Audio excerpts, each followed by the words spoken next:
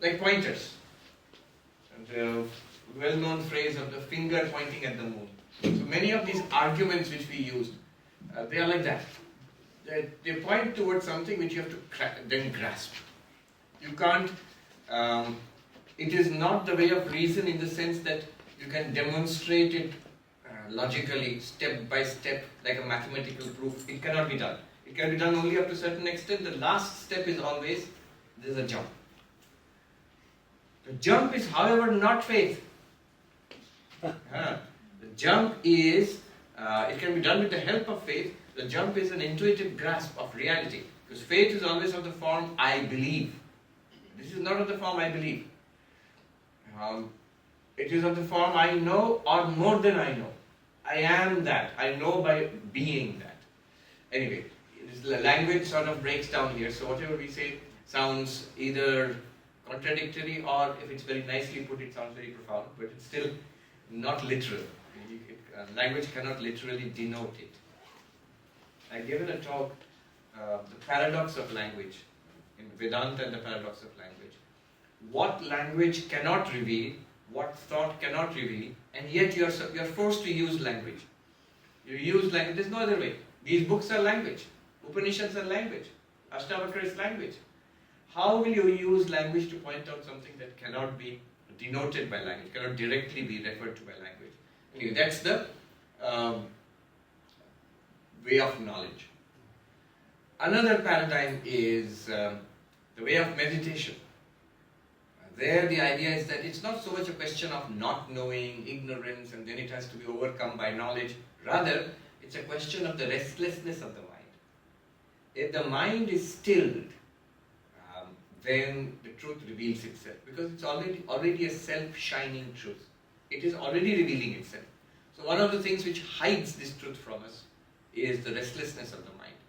So a stilled mind in yogic meditation.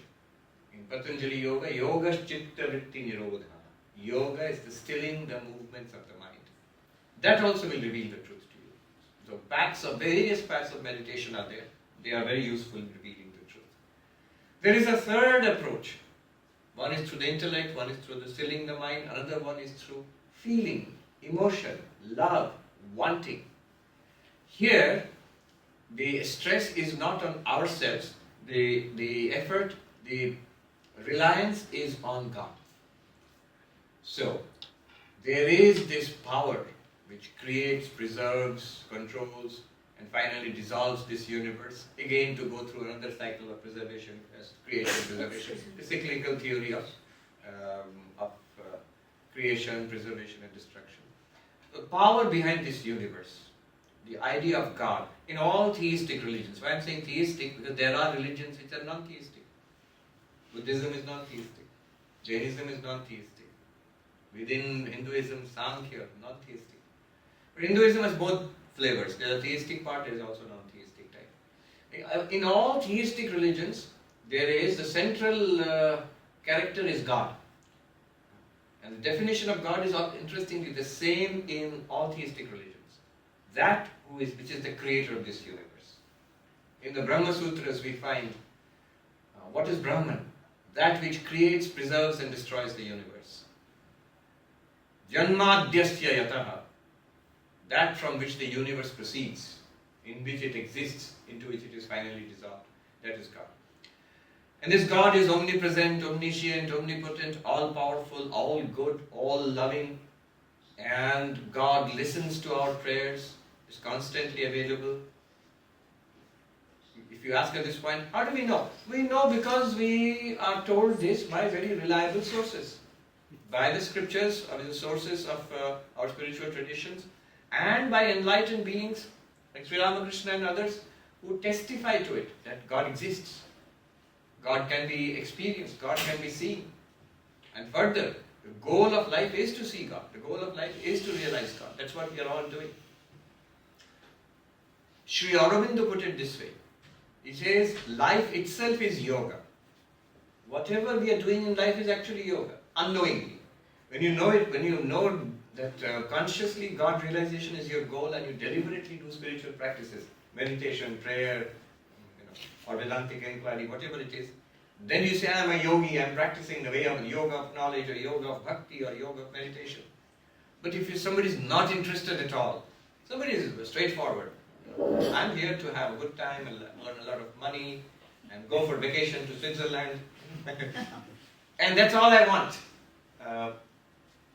Aurobindo says even that is yoga, because even if the person doesn't know it, the person is still trying to reach fulfillment. It's just that by doing it in this way, there's a limitation. And one will realize soon that in all these temporary things, external things, one can only find temporary and limited fulfillment. True, deep, lasting fulfillment is not possible without spirituality. So we come to maturity leads us to spirituality. One of maybe the central form of spirituality is not the non-dual Vedanta, the way of knowledge which we were doing yesterday and today. The central form of spirituality across the world, throughout time, different religions of the world, has been the way of devotion, has been bhakti. God, faith in God, reliance on God, surrender to God, holding on to God in one's life, taking the support of God in spiritual life and in our daily so-called samsaras life. Mass religion. Religion, let me distinguish between religion and spirituality, or the lower religion and the higher religion. How would you distinguish? What is this distinction? Distinction is this. When God is for my life, that is mass religion. When my life is for God, that is the higher religion. When my life is for God, that's spirituality. When God is used for my life, that is conventional religion or the lower religion. It's like this. What is God to me? Suppose I believe in God. What is God to me? God makes my life better. A washing machine makes your life better. Wi-Fi makes your life better. A car makes your life better. God also, no, it's true. God also makes your life better. It gives psychological support. You pray to God. God can help you, hopefully, in different situations. He'll make things better for us magically. So that has been the way most people who believe in God throughout history in all religions, they have relied upon God in that way. And it's not wrong. It's not wrong at all. At least they have a faith in God. At least they have this dependence on God. Sri Krishna says in the Bhagavad Gita, 4 kinds of people believe in me, who worship me. 4 kinds of people believe in God, worship God. Artha, Artharti, Jigyasu, Jnani-cha. The one in distress, the one in trouble. If somebody is sick, or even more so, more than our own sake, somebody who is close to us, somebody who is beloved to you, somebody is sick, somebody is in trouble, maybe financial trouble, maybe health trouble, maybe some kind of political trouble, whatever it is, we turn to God in prayer, artha, in distress. And Krishna says it's alright. One can, it's a good thing to do that. And God helps. The second kind is artharti. Not in trouble, no problem, but I want something in this world. So people want to be rich, people want a good family and children, or in general, people want things to go well. Most people who turn up at a church or a temple or the house of God anywhere for blessings, what do they mean by blessings? Let things go well for me. In the family, in the job, in personal life, that way.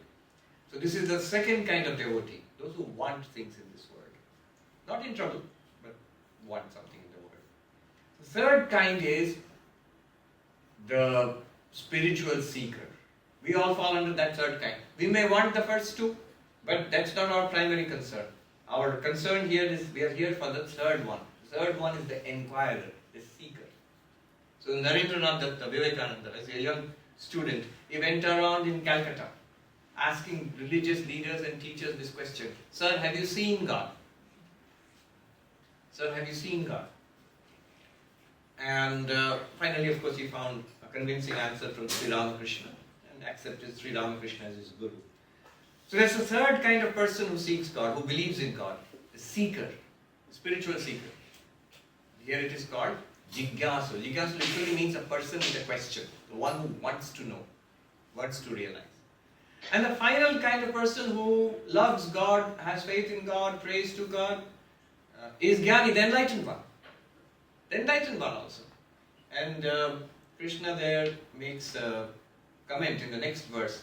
that the one who truly knows me and dwells in me is the enlightened one. For the rest, it's a question of belief and faith.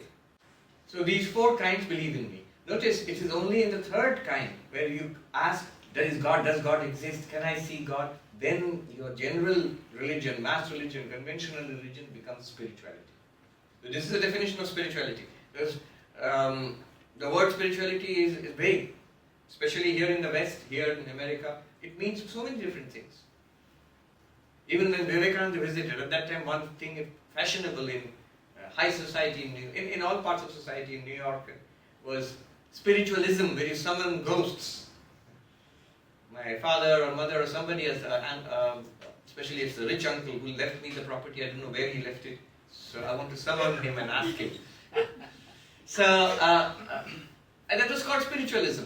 The spirituality has nothing to do with that. Sanskrit word is very precise. Adhyatma Vidya, the science of the self, the science of the reality of the self. And another interesting thing is when Vivekananda, he also wanted something worldly from God at one time when his father died and left him desperately poor.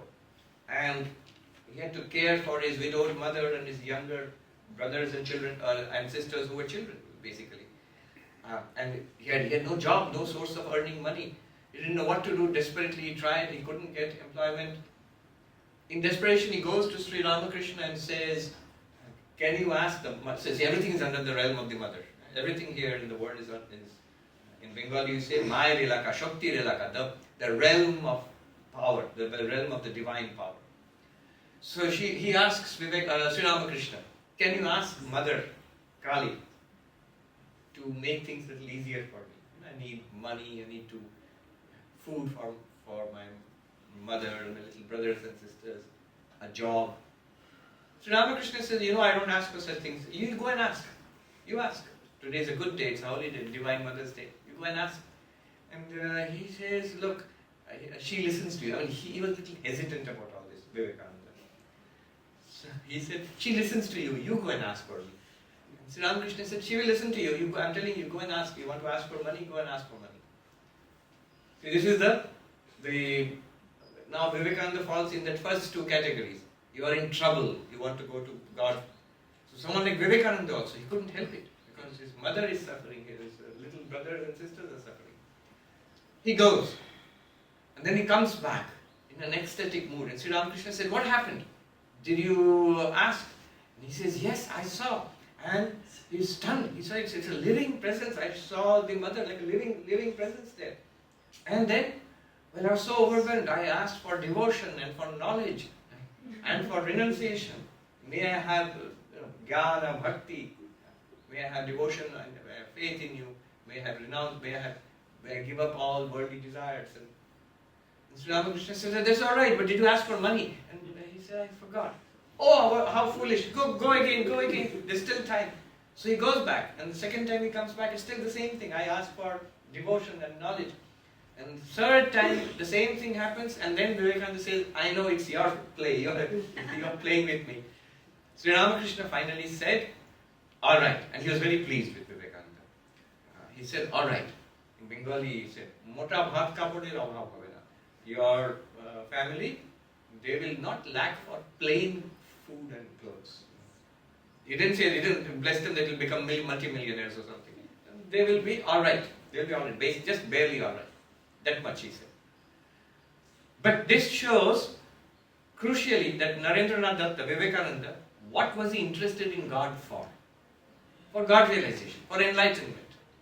Though he was assured by someone like Vivekananda, you can get money, you really needed money, you can get it. He couldn't ask for it. Especially in the presence of the divine, he couldn't ask for it. This is the path of devotion.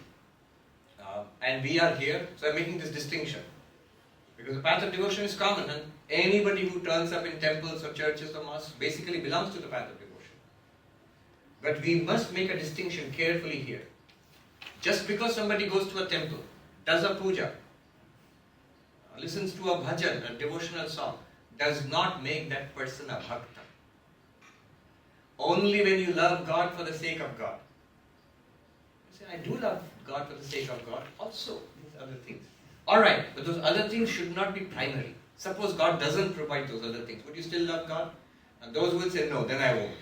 God is fired. He was hired for a job, didn't do it, God is fired. No. Then you are there primarily for material reasons. You are going to God for improving your life. Not the other way around. Not your life for God realization. So primarily we are here, we are God seekers. We are spiritual seekers. We are spiritual practitioners. Then we are devotees. Then when you come on the path of devotion, we are devotees. Everything here, worldly and spiritual, secular and sacred, is under the control of God. The fact that we are interested in spiritual life, that is the blessings of God. Avadhuta Gita, there is another book which is like Ashtavakra. Avadhuta, very radical text of non-dualism.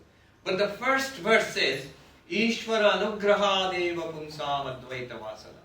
By the special grace of God, people get devotion, get a liking for non-duality. So even this liking for non-duality is a blessing of God.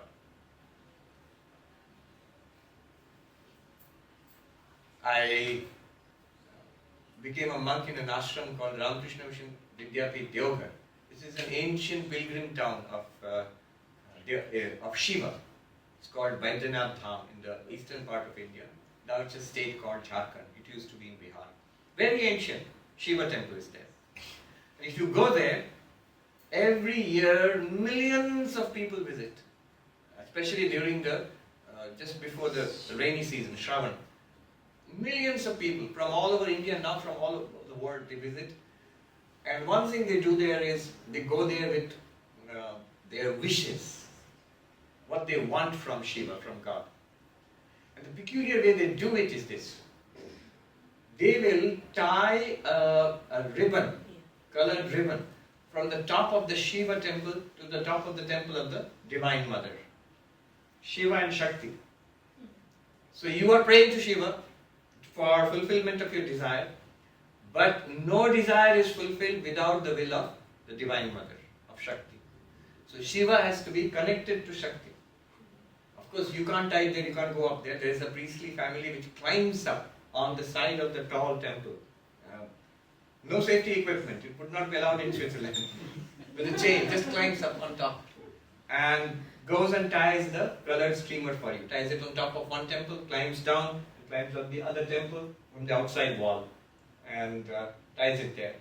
So if you ever go there, you'll find hundreds of thousands of these colored streamers flowing from the temple of Shiva to the temple of Parvati, or the Divine Mother. These are broadband connection, high-speed connection network of desire, of the prayers and desires and of humanity from all corners of the land. Many of them, some are from sorrow, some are from wanting something, so whatever it is. And the custom is, if your desire is fulfilled, then again you have to come back to the temple, sometime again in your life, maybe years later. And then you untie that. Of course you don't know which one it is, so you just pay for one of them to be untied. Which shows everything in this world, whether you want God realization, whether you want money, you want success in an examination. Lots of students will turn up at the temple just before the examination. Especially those who haven't studied much. Please, let me go through this time. Next time I'll study, I promise. Whatever you want, even spirituality, that's also within the realm of the Divine Mother. So Ramakrishna says, Vidya Maya, Avidya Maya. Avidya Maya is greed and lust and desire for power. I will be happy in those ways. If I am rich, if I have a lot of pleasure, if I have a lot of power, then I will be happy. That is Avidya Maya, the Maya of ignorance. It's within Maya. But devotion, knowledge, meditation, all of these are also within Maya. And these are also the power of God. I want to be free of samsara. I want to realize God. I want to be enlightened. I want peace. I want a pure life. That also is within Maya. But that's what is called the Vidya Maya, the Maya of knowledge, not of ignorance. what we discussed yesterday and today in the morning, it does seem difficult. Not so difficult to understand. If you keep listening to it a few times, you begin to get it. But it's difficult to practice, it's difficult to live like that. Difficult to embody it in life. You're not allowed to complain for anything that happens in life. You're not allowed to be afraid of anything that happens. Why would you be afraid of the sound of rain in your awareness? That's it. If life is just like that, why would you get upset with it, whatever happens? Why would you get angry with it? Why would you be sad at anything? But it's so difficult when you confront life. It does not seem like rain, sound of rain. Not so easy. Why not? Is it because we don't know enough and haven't read enough books? No. You can read the whole library. This problem will still be the same. Maybe a little more problem. You get confused. Why? Because Vedanta says there are 4 qualifications which we need in order to translate this knowledge into life, into reality. 4 qualifications. And that's, in English there's a word ask, demand. That's a high ask. Entry level is high.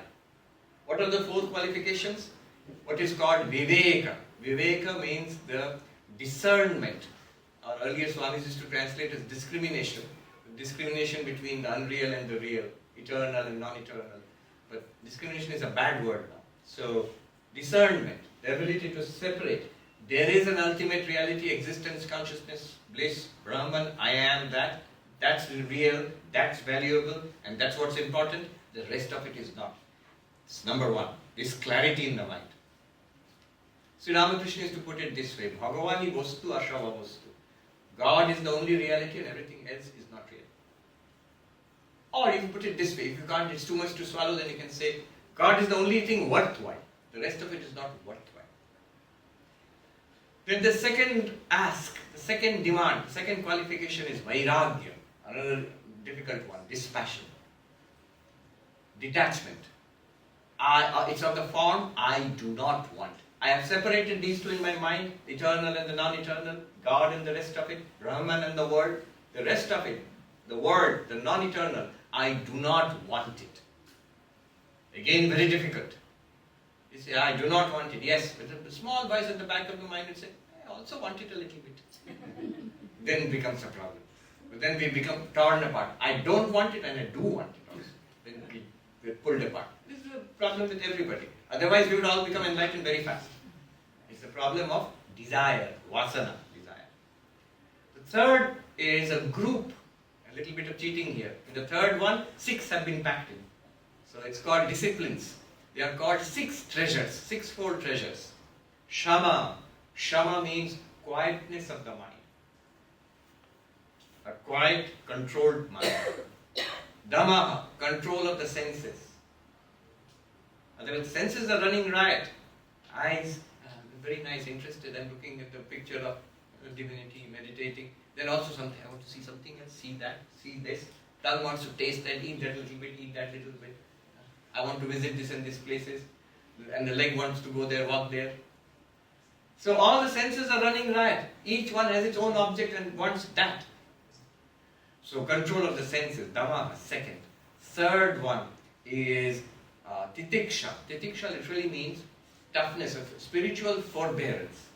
The ability to put up with trouble in the pursuit of my spiritual goal. In spite of trouble. It may be too hot, maybe too cold, I will still pursue my spiritual practices. Maybe there is COVID, I will still practice my spiritual practice. Maybe I am physically not feeling too well today, still practice my spiritual disciplines. That ability to forbear all sorts of trouble which life throws at us. Think about it.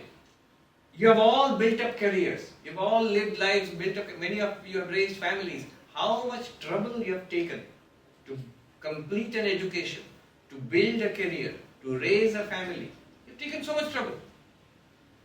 You have put up with trouble. You have struggled in life. Similarly, that much ability to put up with trouble, you need one. If any little problem comes, it's too hot to meditate now. I won't meditate. Gone. I don't feel so good today, so today I won't meditate. Gone. So the ability to stick to it. See, you turn up for your job, right? You'll get fired otherwise. I'm not feeling too good today, I don't have any sick leave due to me, I have to turn up for the job. You get fired otherwise. You don't feel too good, but your kid has to go to school. School is starting tomorrow. You have to drop off the kid at school. You have to. You can't say, I'm not feeling so good today. Tell the kids, you go out and eat. I can't cook for you today. That's not too good. So put up with trouble. Ability to put up with trouble in pursuit of your spiritual goal. Titiksha. Then the fourth one is uparati. Uparati means pulling back from the world. Too much flowing out into the world, spirituality is not possible, especially the way of knowledge. Way of knowledge, way of devotion. So, Manhattan life, the formula is you work hard 5 days a week and you party hard the remaining 2 days a week. If you do that, well, no spirituality is possible then. Day and night engage in work, and when you are let off from work, day and night engage in partying. Then you have to step back a little, quieten your life a little.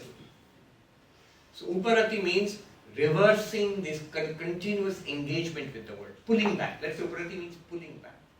Then the next one is logical, samadhana. Samadhana means settling down, focus. You're pulled back, now you have some time and energy, you settle down on Vedanta. And then the last one is Shraddha, 6 disciplines. Shraddha means a faith, assuming that what is being taught here, what the texts are telling me, what the teachers are telling me, it's true, it's not fake news. Enough for me to hold on to it for a long time so that I might finally reach enlightenment. And the last of the 4 qualifications is mumukshutvam, intense desire for freedom. So these 4 qualifications, viveka, the discernment between eternal and non-eternal, not get confused. Not like that, that young man I told you about, sitting in the Himalayas, or 2 months holiday are there, then I have to go back and join my job, and I am not yet enlightened.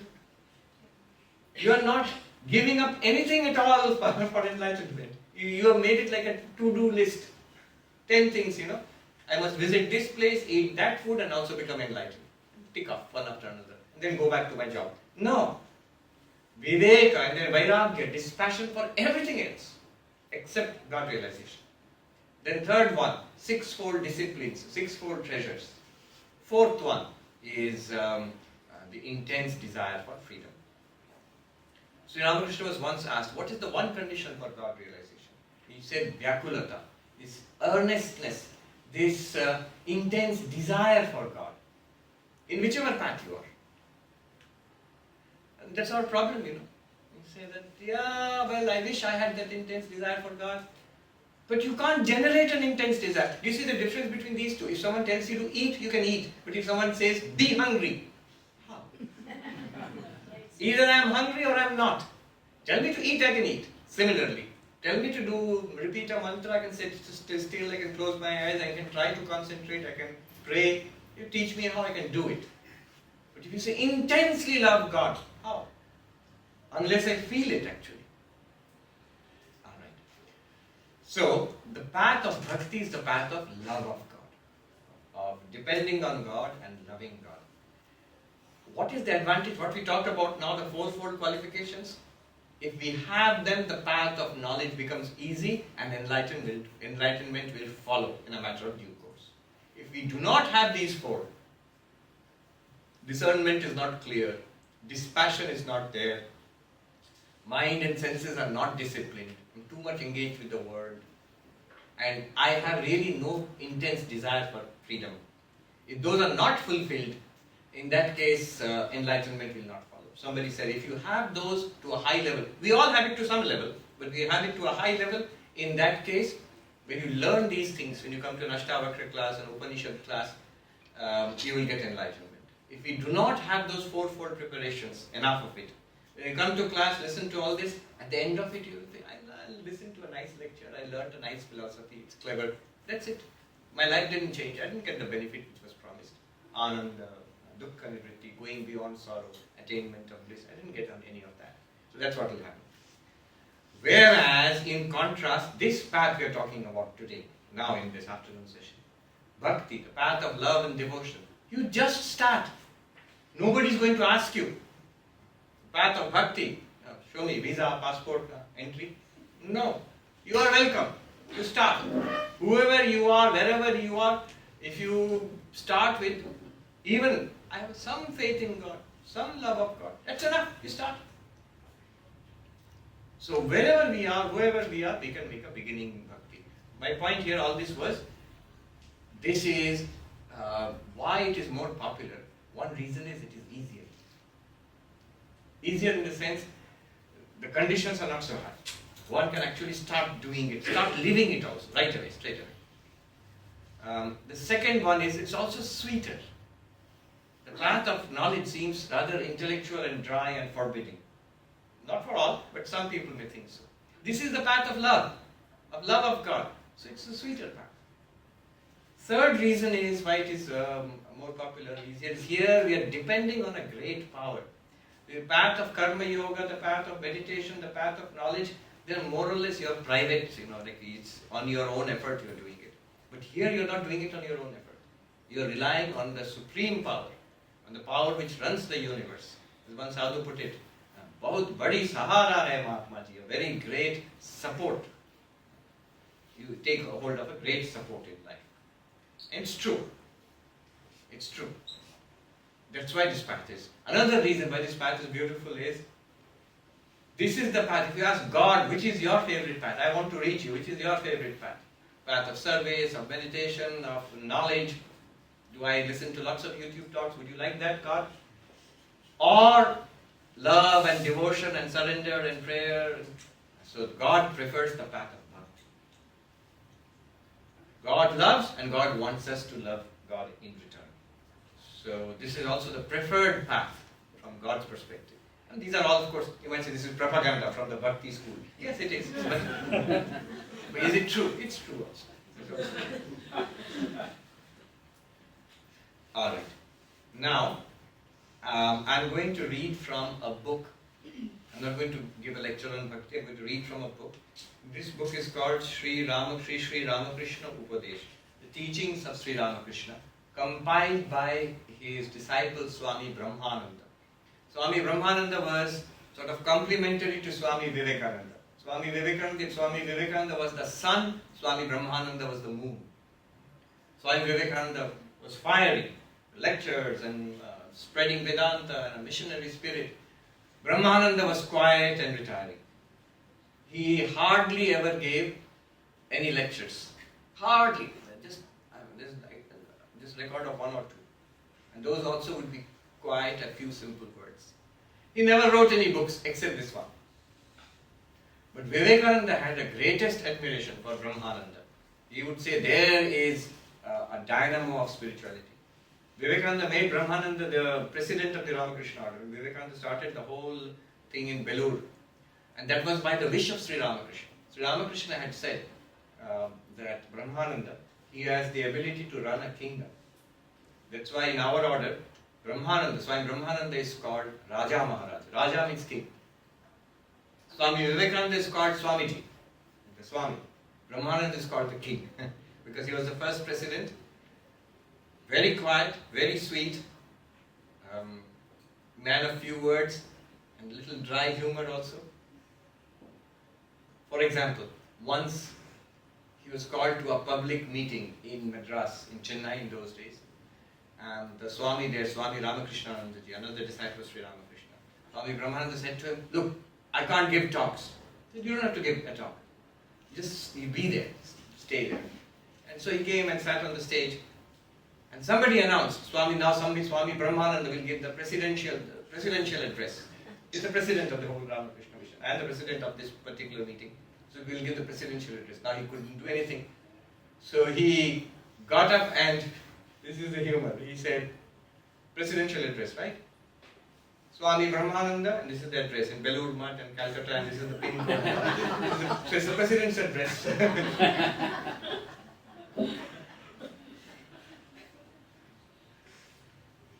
But he had the ability to change the moods, the spiritual level of people just in an instant. One example before I go into this. Once in our ashram, in a hospital in Benares, in Kashi, there was a dispute between two groups of monks. One group believed in service, in serving the sick people You see Shiva in all beings and serve them. The formula which Vivekananda gave, Shiva Jnana Jiva Seva. Serve all sentient beings, knowing them to be Shiva, knowing them to be God. And that was one group. So we should give our time and energy in this hospital. Serve the sick. God is here in the form of the sick. And there was the other group who said, no, lots of Vedanta classes. Don't waste your time doing this hospital business. Meditate and study and self-inquiry and realize that you're Brahman. And so they had a big dispute. So much so they came to blows. So Vedantic fight. So this quarrel, nobody could settle it. This quarrel went on. Then they wrote to Swami Brahmananda, who was traveling somewhere else. He was the president of the whole order. He wrote back saying, I'm coming there. Don't do anything. Don't take any disciplinary measures. I'm coming. So the word spread. The president of the order is coming. So what will happen? Will he call meetings? Will he punish somebody? And so they were all tense waiting. So Swami Brahmananda arrives and he stays there, but he doesn't do anything. He doesn't ask for meetings or any talk with anybody. He doesn't call anybody. He just says to all the monks, from tomorrow in the morning, come to my room early in the morning, sit and meditate in front of me. That's all. So they would come and sit and meditate, and they went away. And this gossip went around. What's going to happen? What's going to happen? After a few days, in general, the mood of the monks changed. They all felt, why are we fighting? For what? We have come for God realization. So much so that the ringleader, the ringleader of the troublemaker, left for the Himalayas. He got so much dispassion for the world. He left for the Himalayas to spend the rest of his days in meditation. He was never heard of again. And the whole problem was solved without he didn't even address the problem, just by his presence. So, he wrote this book. He collected the choicest teachings of Sri Ramakrishna according to him, according to Swami Brahmananda, and wrote it down. And this book was proofread by none other than Sri Ramakrishna. Well, the story is in Benares, when Swami Brahmananda was there he would sit and write. At night he would correct the proof. One day he had a vision of Sri Ramakrishna, who was leaning over his shoulder and said, I didn't say that, I said it like that. And so Swami Brahmananda corrected it. That's the story. So now I'm going to read from it. The reason it's one of my favorite books is Swami Ashokanandaji, who was the head of the Vedanta Society of Northern California, a very great Swami, 1940s, 50s, 60s. He said, this little book will one day be a spiritual classic and the world will carry it around in their pockets. So when I read it, after that I started carrying it around in my pocket. I don't know how much I read it, but I do keep it with me always. So there's an English translation also. It's called Words of the Master. Words of the Master. I just read out a few points. By the way, I won't read from the first chapter. The first chapter is all non-duality. What we did yesterday and today, it's all non-duality. But I'm going to read from other chapters. First, couple of remarks, observations about God. I'll read the Bengali original so that I can translate and you can hear the original words and I can translate precisely. So this is about God. Bhagavan Shakolkar Bhetore Kirupe Biraj Karen Jano. Do you know how the Lord dwells in all beings? Jamon Chikher Bhetor Bodo Loker Meyera Thake. This requires some explanation. In those days, in noble families, rich families, upper class Bengali families, women would remain behind a veil. So, in a public meeting like this, the men would be sitting here and the speaker, always a man, would be speaking, and the women folk would be sitting in another balcony or another a place, and that room would be covered with a curtain. So through the curtain, the women would be able to see everybody, but nobody would be able to see the women. He gives that example. Sri Ramakrishna gives that example. Tara shakolke dekhte paye, kintu tader keu dekhte paye na. The women can see everybody through the curtain. Curtain is not a full cloth, it's just like streams of cloth or something else, beads or something, through which you can see. And nobody can see them. Bhagavan thik shei roop biraj kare. The God or the Lord is just like that. The one who knows everything on everybody, but the one which nobody knows. Can you see the connection between this and what we did yesterday and today? Consciousness which is not an object. That light by which everything is illumined, but that never becomes illumined by anything else. What did we try to do yesterday and today in the morning? I am not the body, not the mind, I am awareness itself. I, the awareness, am aware of everything. Nothing is aware of me. Everything is an object to me. I am not an object. Now that is the way of knowledge. In the way of devotion, what is done is, instead of saying I am that, we make that God. That is the God of the universe. That knows everything, in and through me and through everybody, but nobody knows that. Another observation. Oh, this is Banaras, so we are back to Banaras. We are taking many trips to Banaras. Mathur বাবুর সহিত কাশীধাম দর্শনকালে পরমহংসদেব একদিন ত্রৈলঙ্গ স্বামীকে দর্শন করতে যান. So Sri Ramakrishna had gone to Banaras with his devotee Mathur Babu, who was the son-in-law of the queen who founded the Dakshineshwar Kali temple, Rani Rashmani's son-in-law. So they had gone to, the whole party had gone to Banaras on pilgrimage. Devout Hindus will go to Banaras on pilgrimage even today. And during their stay in Banaras, they had gone to see the great Swami, Trailanga Swami, who was a very well-known Swami in those days. He was a very long-lived Swami. If you look him up, there is sufficiently good documentation to show that he lived for 280 years. Trailanga Swami. He is legendary in Banaras because the British were there ruling at that time and they kept records. So generations of them saw Trailanga Swami. His life is also legendary.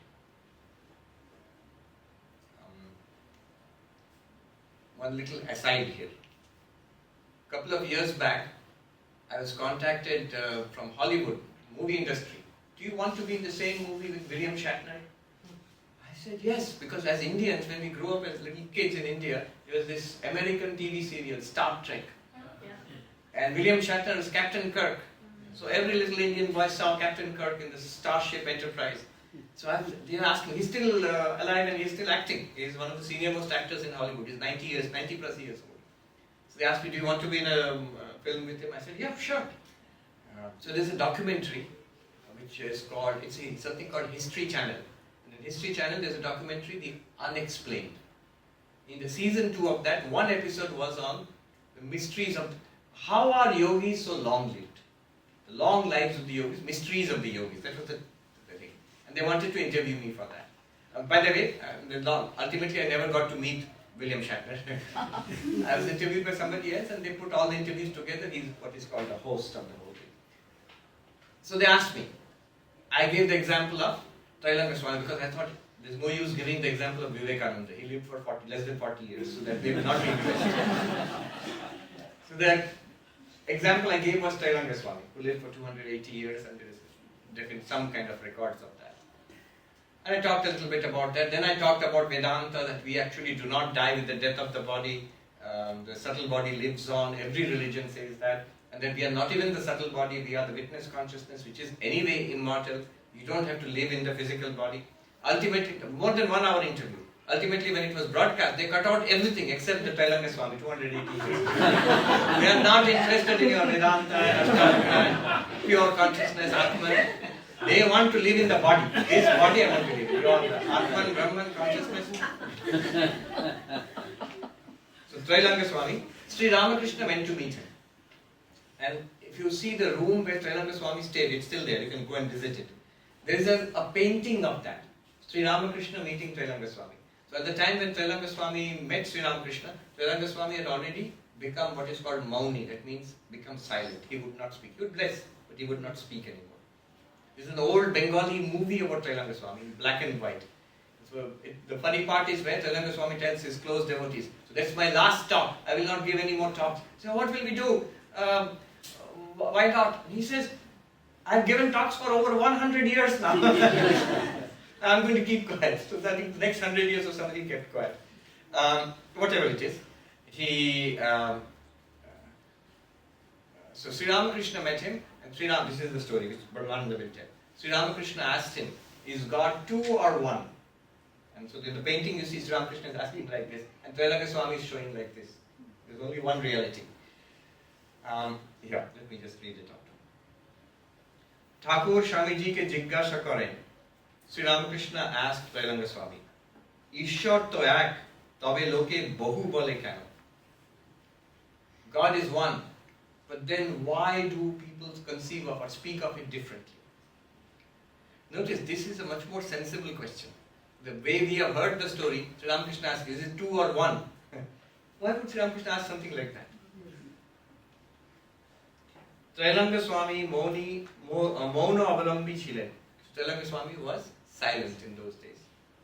তিনি একটি অঙ্গুলি উপরে তুলে একটু ধ্যানস্থ ভাবের মতন হয়ে ইঙ্গিতে বুঝিয়ে দিলেন যে তাকে ধ্যান করে দেখলে বুঝতে পারা যায় যে তিনি একই, আর বিচার করতে গেলেই বহু বুদ্ধি এসে পড়ে। So he indicated, he pointed out with one finger and he assumed a posture of meditation, showing that in meditation, when you directly experience God, you realize there is only one reality. But when you analyze it and try to explain it, you have multiple conceptions and multiple explanations. That was the answer given by Trailanga Swami. This makes sense. Not so much, it's been oversimplified in the story. The local popular story is Ramakrishna asked two or one, and Trailanga Swami said one. And then, I remember this. I can't forget this story because many years ago in Deoghar, when I was a novice monk, we were sitting down for dinner, and I was talking to another novice who was sitting next to me. I was telling this story, and at that time food was being served. You know, chapatis, the flattened bread which Indians eat. So this cook, they had trolleys in which the chapatis are kept, and they are given. You ask for 2, 3, whatever you want, they'll give it to you, and then go fast. You have to be fast because they're serving hundreds of people. Unfortunately for me, I was explaining this story to my friend, the other monk. I said not two, it's one. And the person, he saw this and he gave me one chapati and I said, no, too late. You won't look back. You missed the bus.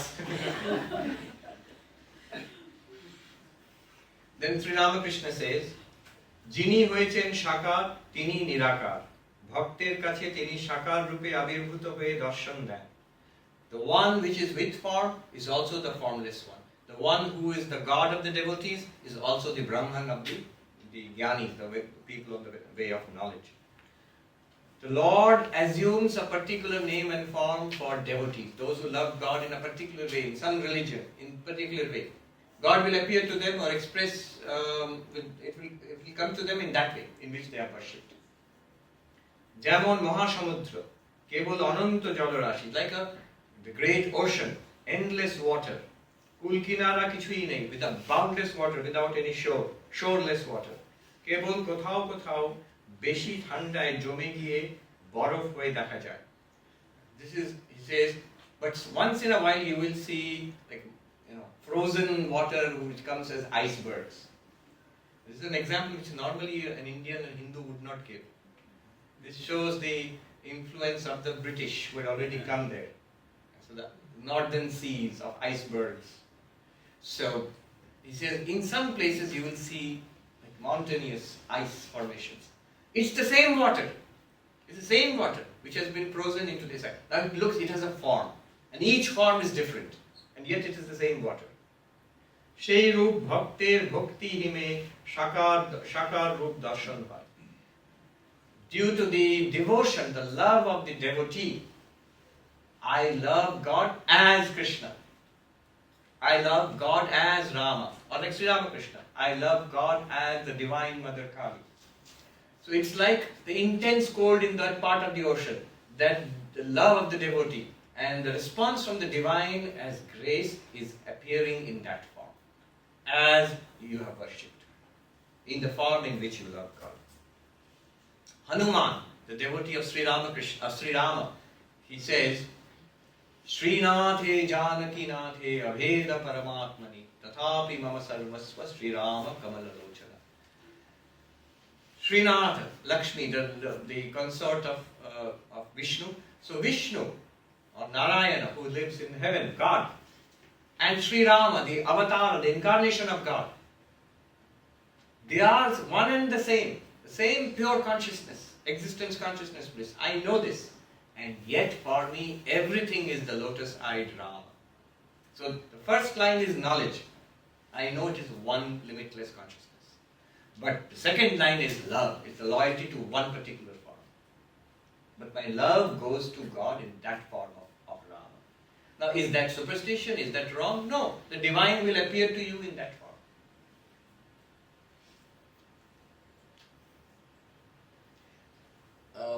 Again, not very far from here, in Spain, Saint Teresa of Avila. Avila is in Spain? So Saint Teresa of Avila, there's a very beautiful, touching story where she would always write Teresa of Jesus. When she would write, she would say Teresa of Jesus. She once had a vision suddenly of a man appearing in her chamber in the convent with a beard and all. And she was startled. Before she could say anything, the man said to her, "Who are you?" And she said, "I'm Teresa of Jesus. Who are you?" And the man said, "I'm Jesus of Teresa." So this is the response from the divine in the way in which you want, the devotee wants. We genuinely love God in a way. That is the response.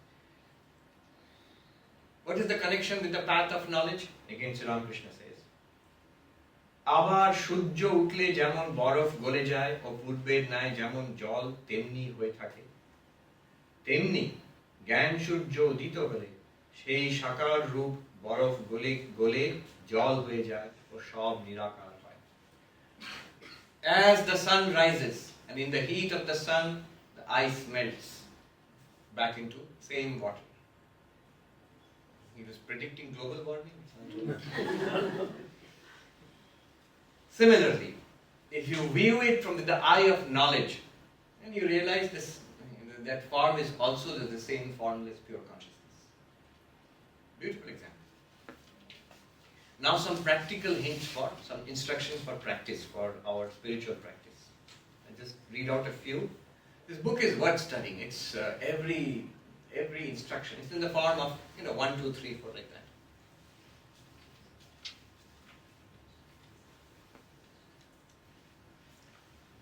And beautiful little stories and anecdotes which you remember. So for example, he says, how do you hold on to God in the middle of samsara, in the middle of life?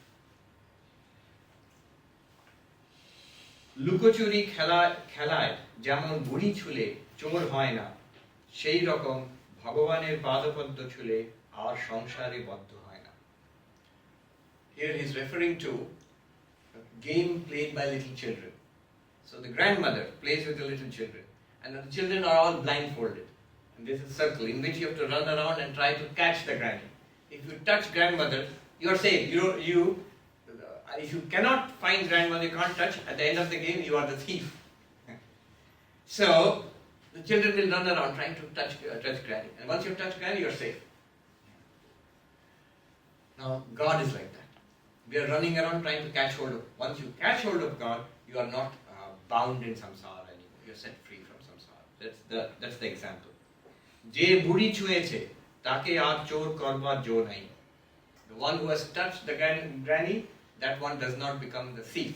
The thief is the one who loses the game. সংসারে সেই রকম যিনি ঈশ্বরকে আশ্রয় করেছেন তাকে আর কোনো বিষয়ে আবদ্ধ করতে পারে না. In samsara, the one who takes refuge in God. Touching the granny means you're taking refuge in God, sincerely holding on to God in our life. Then nothing will trap you, nothing will be able to bind you in samsara.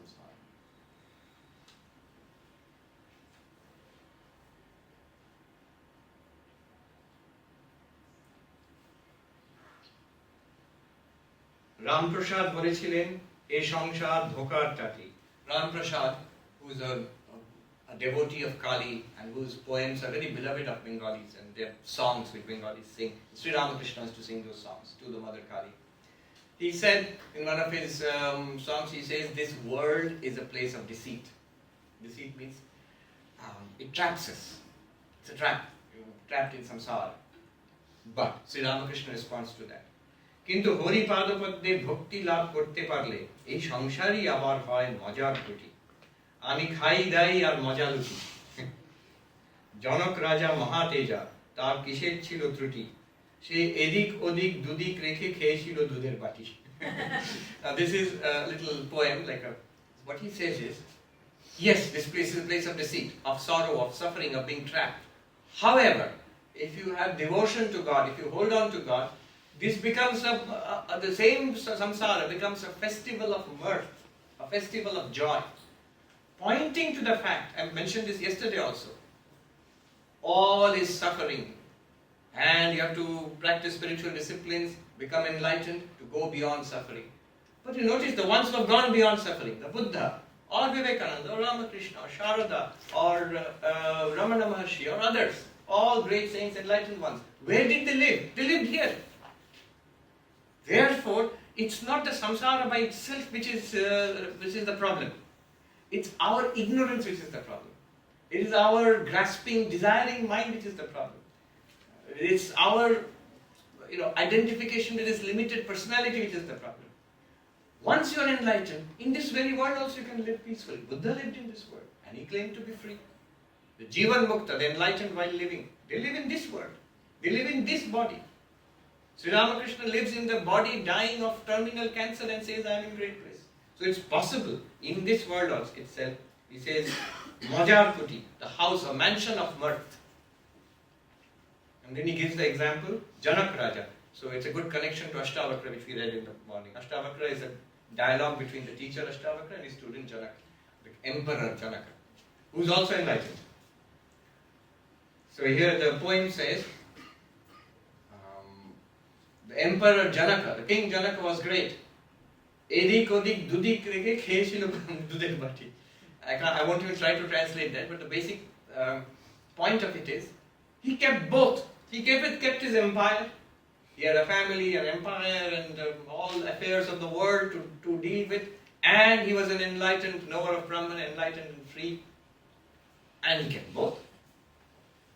And he enjoyed. He says basically the thrust of the poem is he enjoyed life to the hilt. When Vivekananda goes in the United States, there was this person, Robert Ingersoll, who was known as the great agnostic. He was a public intellectual. He went around giving lectures. In fact, Yale University Press has published a book recently, The Great Agnostic, about his life. So he met Vivekananda and he says to Vivekananda, I don't believe in all this spirituality of yours. I believe in squeezing the orange of life dry, every last drop I want to enjoy in this life. Vivekananda says, I believe in the same thing too, except in my choice of fruit is different. I prefer a mango. But I believe in enjoying life to the hilt also. But look at the way in which you can do it. He says, I'll show you the way you can get much more out of it. Imagine knowing that you cannot die. You will not be afraid. You will not be in a hurry anymore. You know that you cannot die. You can take your time. Imagine knowing the universe is one with you. The joy of that. Live your life in this way and get 10,000-fold more. Get every last drop. Vivekananda says that to Ingersoll.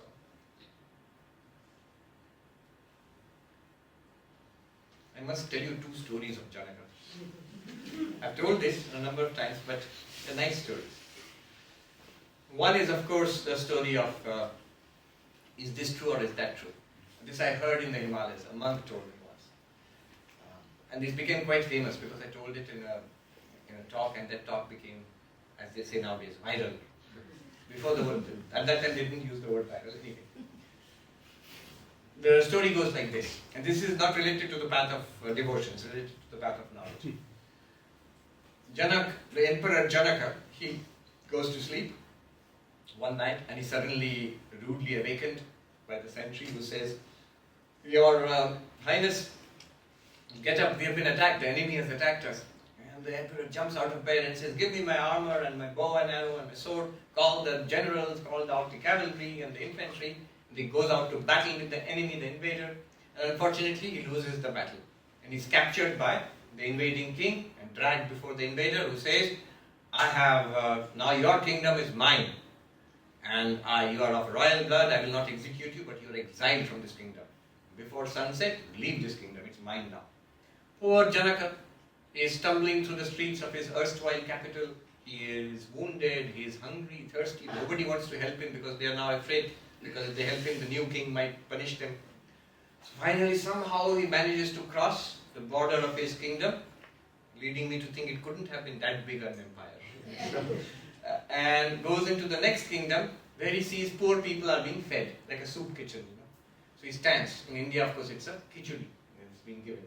He stands in the queue. When it is his turn, they give him a bowl, and nothing is left. Only the gruel at the bottom of the cauldron is left. That they scrape and give it to him. And he tries to lift it to his trembling hands to his lips. And a kite swoops down from the top and sky and knocks the bowl from his hand, which goes rolling in the dust. And Janaka falls down in the dust. I'm translating into English what the monk told me in Hindi. Crying, alas, alas. In Hindi it is ha ha kar karte hue. Now ha ha in Hindi means exactly the opposite of what it means in English. In English ha ha means that. In Hindi it means alas, or in Sanskrit it means alas. And he falls down alas, crying alas on the, he is completely devastated. And he sits up on his bed. At that point we would have said, oh, it was a nightmare, thank God. But he's a philosopher. So he says, sits up on the bed and he says, was that true or is this true? Wo sach hai, ye sach. The guards come running, sir, did you call? Was that true or is this true? The guard gets confused. And he calls the queen. The queen says, now what's it, old man? And he says, was that true or is this true? She gets confused. She calls the doctor. The royal doctor comes and takes his pulse. Sir, what is wrong? Do you feel well? Was that true or is this true?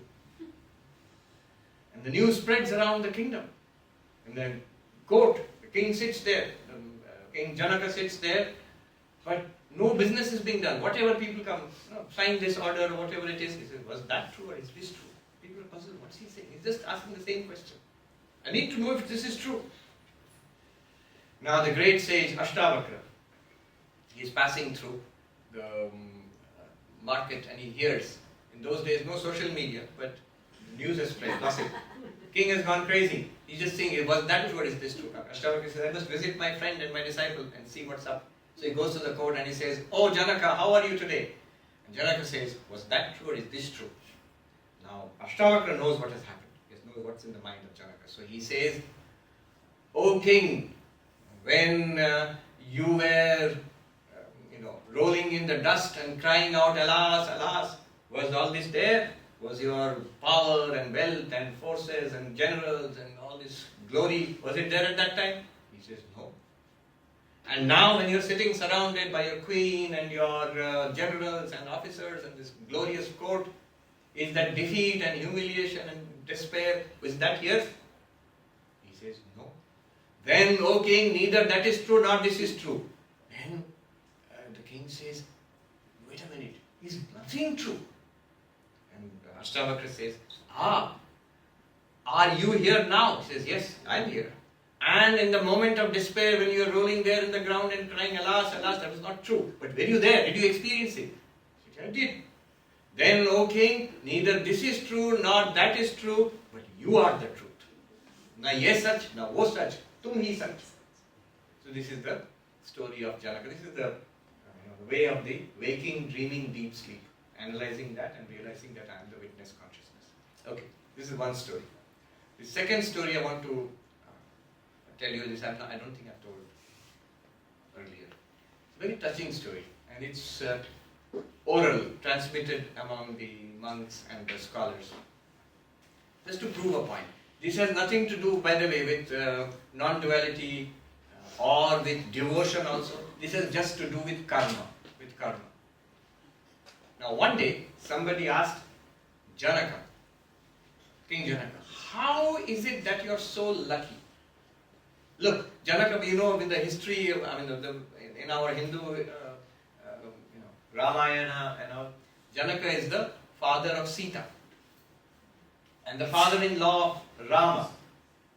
So somebody asked Janaka, how is it that you're so lucky? You are a Brahmagyani, you're an enlightened person. Number one. Number two, the divine mother, Shakti, is your daughter, is born as your daughter. And God, as incarnation Rama, is your son-in-law. God is your son-in-law. And also you are an emperor. emperor. You hold on to, you are the ruler of a kingdom. So you have everything. Like, how can one man have so much? And Janaka thinks, that's true. How can I have so much? And he goes to sleep. And he has a dream. In the dream, somebody says, oh Janaka, tomorrow early in the morning, before anybody gets up, you start walking in the eastern direction, in that direction. You walk, walk and walk, and where you find the sun setting, there you will find a man sitting under a tree, eating ash. He knows the answer to your question, ask him. So he starts walking Janaka without telling anybody. Long walk, at the end of the day, he sees the distance, single tree. Under that, a yogi is sitting. And indeed, he is stuffing his mouth with ash. And he asks, before Janaka can ask him anything, the yogi says, I know your question, Janaka, and I know the answer, but I will not tell you. Rest here tonight. Tomorrow in the morning, start walking. And where the sun is setting, you will find a man sitting there eating dry leaves. He knows the answer to your question. Ask him, he will tell you. Janaka does that. Next day in the morning, he starts walking. By the way, the story seems a little long. I'm telling you as he told me. I'm contracting it actually. I have a suspicion. This monk told me we would tell stories and talk until sunset. So we'd walk before it got too dark. No electricity there at that time. So I thought, I had the feeling all his stories seem to end at sunset. So I think he prolonged the story until sunset. So this Janaka walks and walks until he actually sees a man who is eating dry leaves. And before he can speak, the man says, oh Janaka, I know your question.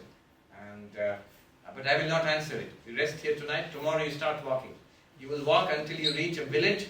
And in that village, there is the headman's house. There, a child will have been born. Ask the newborn baby. The baby knows the answer to your question.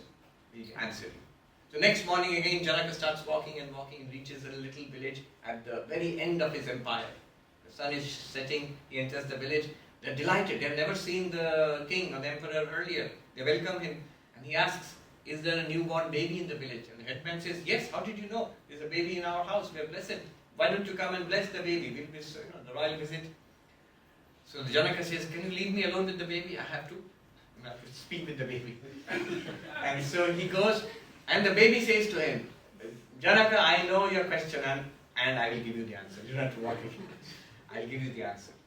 The answer is this. In this place, in days of yore, many, many centuries, millennia ago, in this place lived a poor lady, a widow, who had 4 children, 4 little boys. And she was so poor, she used to beg for her food and feed her children and herself. One day she barely got a little bit of food, and she didn't want to eat. She wanted to give all the chapatis, the same, to her children. And when she gave those chapatis to her little boys to eat, God comes in the form of a hungry guest. And the rule in India is you cannot refuse a guest. Atithi devo bhava, the guest is God. So he turns up and he says, I am hungry, feed me. The poor lady says, look, I have no food. I am not eating myself tonight, and the little that I have got, I have given to these little children. And it's not mine anymore. You'll have to go and ask the children if they want to share their food with you. So the hungry guest goes to the first child, the eldest son, and says, give me your chapati. Give me that bread. And the little boy says, if I give you this bread, this chapati, how will I survive? Am I going to eat ash? So, and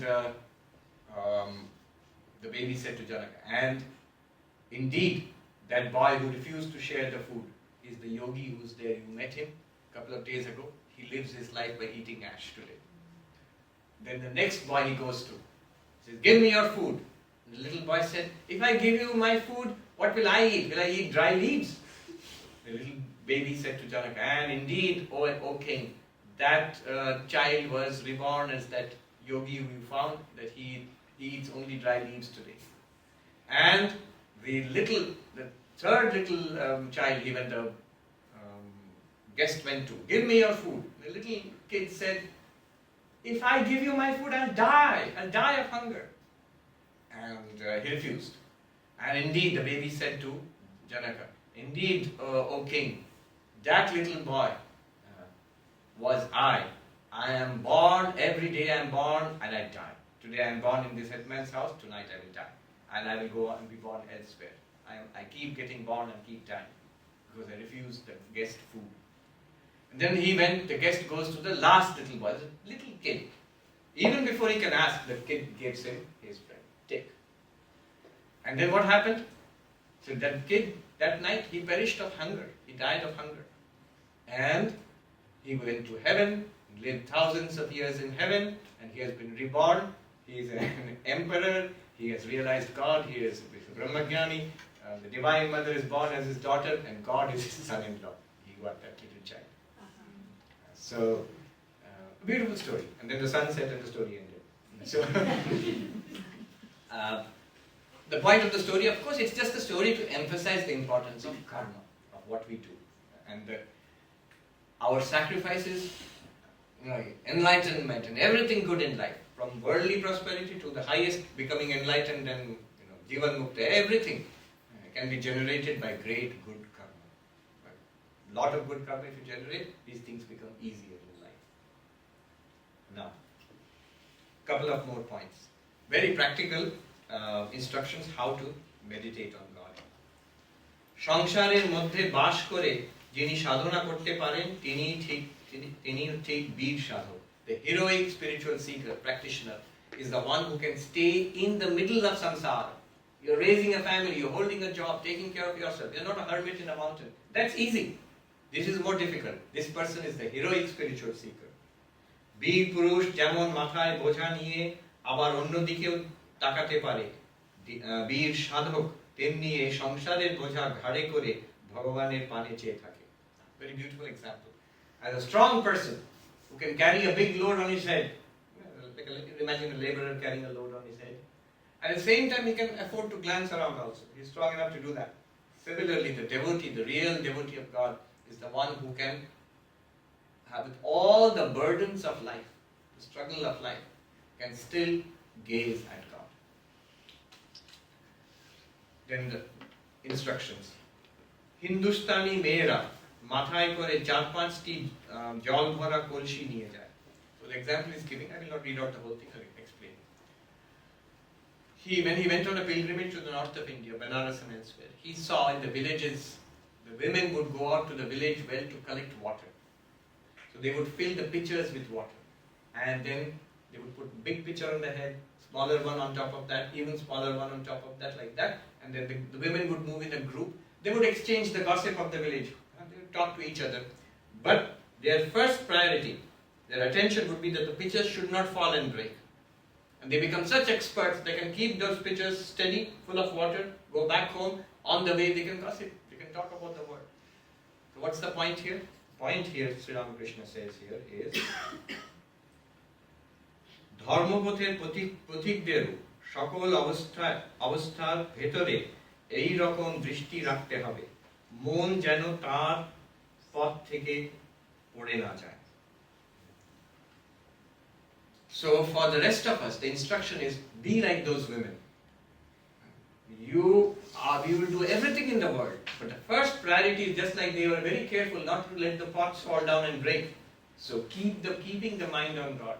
Suppose you're holding on to the mantra. You have a mantra and you're repeating the mantra. Let the mantra be on your head, in your mind. Let it not slip and fall away from your mind. And then do everything else. It's a practice. It's difficult, but it's possible. If they can carry 5 pots of water, morning and evening, and yet talk. I remember when I was learning to drive in California. So all I could do, I was always tense about, first goal is not to hit anybody. Somebody said, Swami, I never heard of driving described like that. And then I had a teacher, and somebody else, if you have a learner's permit, a person who's licensed sits next to you. So he's telling me, you have to turn left here and do that, he's my navigator. Then he said, Swami, you'll have to learn to read the signs also. I thought, how is it possible? It's all my attention is not hits anybody. And on top of that, I have to read the signs and what's where. But very soon you're able to do that. You drive once, and the second day you're able to not only drive it, you're able to read the sign, this is the exit, this is the speed limit, this is that and that. So you can do all of that. Similarly, it's possible. One can keep your mind on God. One says specifically, tell me exactly what does it mean, keeping your mind on God. Sri Ramakrishna will tell us. One way is, for example, a mantra. That's one way. A mantra. There's a beautiful book, The Way of the Pilgrim. It's a Russian Orthodox Church book. I don't know if you have read it. It's the pilgrim repeats the Jesus prayer. Lord Jesus, have mercy upon me. And he repeats that again and again and again. And the whole book is what this person is doing in life. All the ups and downs of his life. Whatever happens to him. But continuously throughout in the background, the Jesus prayer is rotating. Even to read that book will give you peace of mind. So that's how you keep your mind, like those pots of water, like the driver reading, even while you're careful not to hit anybody. Then another one. বাউল যেমন দুহাতে দুরকম বাজনা বাজায় ও মুখে গান করে, হে সংসারী জীব তোমরাও তেমনি হাতে সমস্ত কাজকর্ম করবে কিন্তু মুখে সর্বদা ঈশ্বরের নাম জপ করতে ভুলো না. What a beautiful example. This is particularly evocated to Bengalis. In Bengal, there is a group of mystical singers. They are called bauls.